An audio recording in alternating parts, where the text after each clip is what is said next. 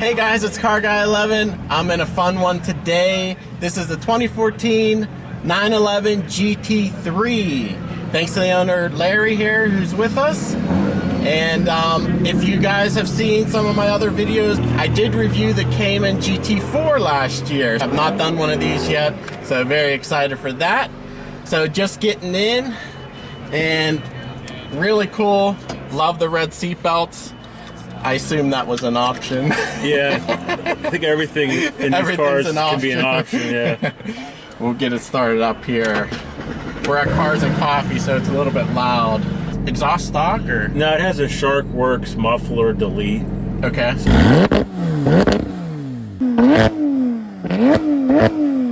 And we are in the PDK for this generation, the 991.1, right? Right, yeah. It was PDK only. Yeah, 14, 15, and 16 were only PDKs. Then came out with 911Rs, and then they started the 992s. The 991.2s offered the manuals. Interesting enough, guys, Larry owned a 2020 GR Supra, just like mine. So he's coming from that car and into the GT3. So we could talk a little bit about that too.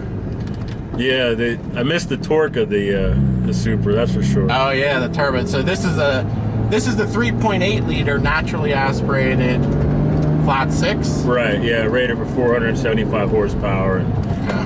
I think the torque's in the low threes, if I recall.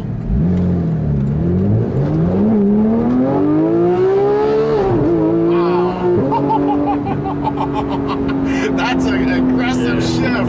Oh man, I wasn't expecting that. Ooh. Yeah, that PDK is pretty wicked. And wow, what sound you get out the rear engine, of course.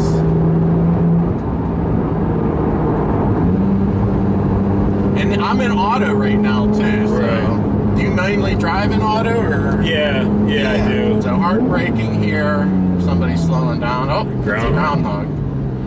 And it does crack off those downshifts. Right. I think what Supra did was mimic this PDK, because they were trying to be competing with the Cayman. Yeah. It's definitely interesting to hear the engine way in the back. Yeah. You definitely notice that. Wow. And it keeps the engine on boil above 5,000 RPM. Yeah, the sport mode keeps it, it's a 7-speed transmission, but in sport mode it kind of keeps it in the bottom 4 or 5 gears at all times. Even on the highway, it'll cruise in high RPM. And that's because the torque and power is all high end. Right. We'll try manual mode.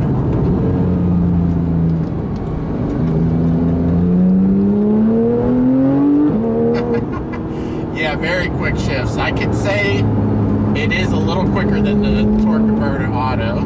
Now the suspension has 2 modes. Yeah, right. Sport and normal. Okay. So we're in sport now. Sport. But it's super. It's stiff, but it feels, solid. It feels nice. Yeah, love the downshifts with paddles as well. Super quick. And you do have this roll cage behind you. Right. That you said was with the car when you bought it. Right. You do some track driving. You were just at pit race. Yeah, I did. I had it at the track for the first time last week. First time on the track in over a year. I've done a ton of track days, but it was a little rusty, and getting used to the rear engine is a big adjustment.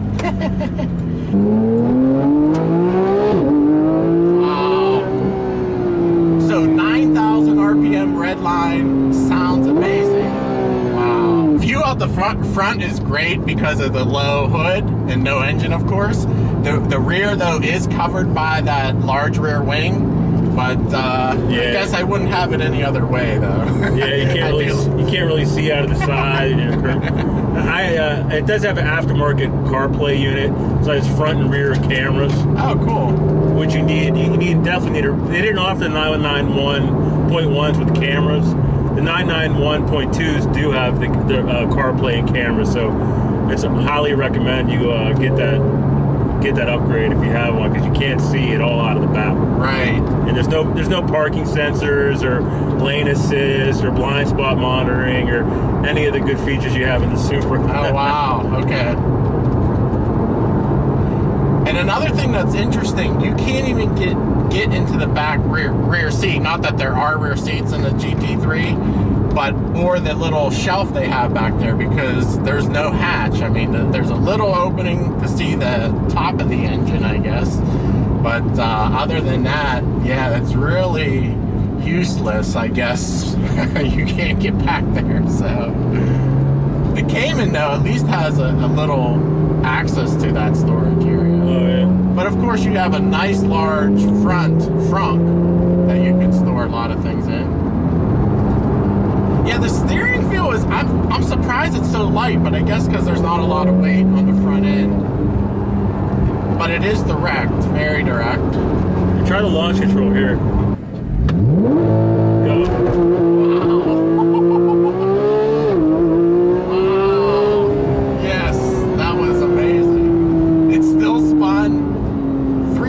Rear tires? Cup 2s, yeah. Cup 2s, wow, okay. That's very violent. And again, you can't do that with a torque converter automatic, because the dual clutch was able to rev that engine up. I didn't see exactly where it was revving to. Maybe 7,000? Yeah, I honestly I didn't. Yeah, and then it just drops it and it spins them and goes, and shift all the way to 9,000 RPM there. So yeah, pretty sick. Yeah, that's the story of the Porsche engines, a high revving and a glorious sound out of that flat six engine.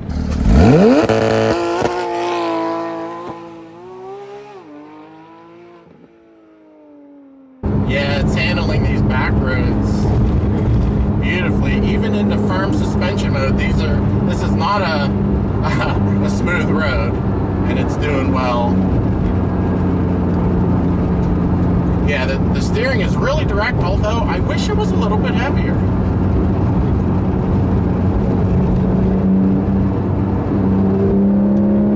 But yeah, it's turning is super quick. There's a tight corner. Oh yeah, no problem. Now, it was caught around 4,000 RPM. I didn't have as much torque.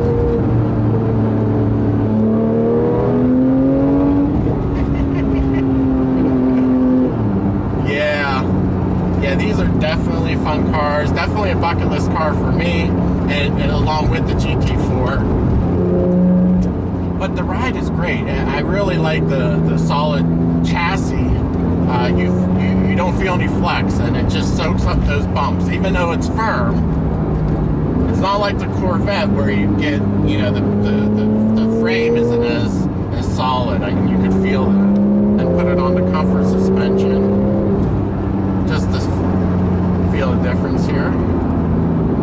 Oh, and there's even a comfort mode in the transmission. Yeah, so you're not keeping it as high revs, and yeah, it quiets everything down. And have you taken it on any long trips or anything? No, I took my wife out last night to down her in a movie, and I kept it in sport, or I kept it in comfort and quiet, and you know, drove like a normal car. She didn't even comment on it. Yeah, and I could feel the difference. It's very compliant. A lot of people say the GT3s and the GT4s, you can't really daily drive them. I don't feel that way. I feel like they're pretty compliant. I mean, especially with the comfort settings. So put it all back into sport. Do you have the lift at all? Or? Yeah, it does. The front axle lift, yeah.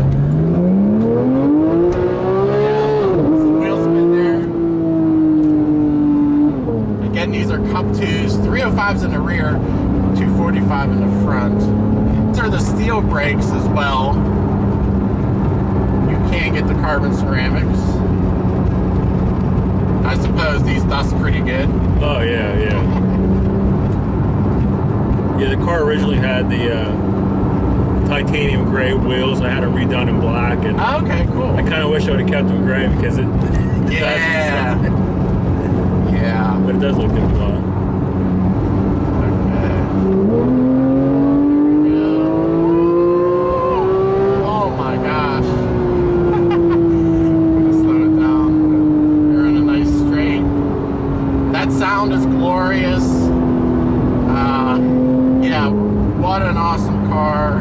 congrats, Larry. Thanks. Yeah. I can see why you stepped up from the Supra. Yeah, actually, I sold 2 cars. I had the RCF and the Supra, and I sold both of those and got this. It's kind of the best of both, where it has the naturally aspirated engine like the RCF and the 2-door sport car, you know, feel of the Supra. So and this, of course, has the traditional Porsche interior, tons of buttons in the center console. Even the Caymans are exactly set up the same way in other Porsches. You got your digital gauges on the right side and all analog, everything else, but coolant, oil temp. it's got a G meter and some nav and some other stuff. You can monitor tire pressure, oil, all that stuff. My only complaint about the car is the cup holders. Yes, They're worthless. You can't even fit a can. You can't even fit a can of pop in it, or a coffee. I mean, it must be like a European market thing. Yeah. These are the mid-level seats. These are the sport seats. They have the carbon bucket seats, or they have the 11-way power adjustable seats. So these are kind of the mid-level seats. I'd really like to have the carbon buckets, but I don't know how they would be as far as like a daily or. Yeah, I think getting in and out of them are really tough because it has such a high seal and it's so hard. There's no cushion right there. Right. So. And the Sport Chrono is standard on the GT. It's an option. Oh, it's an option as well. Wow.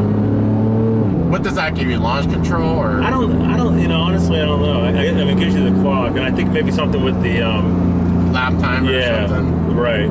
Yeah, the steering wheel has that Alcantara covering, and no buttons except for the paddle shifters, of course. But no radio buttons, no nothing on there.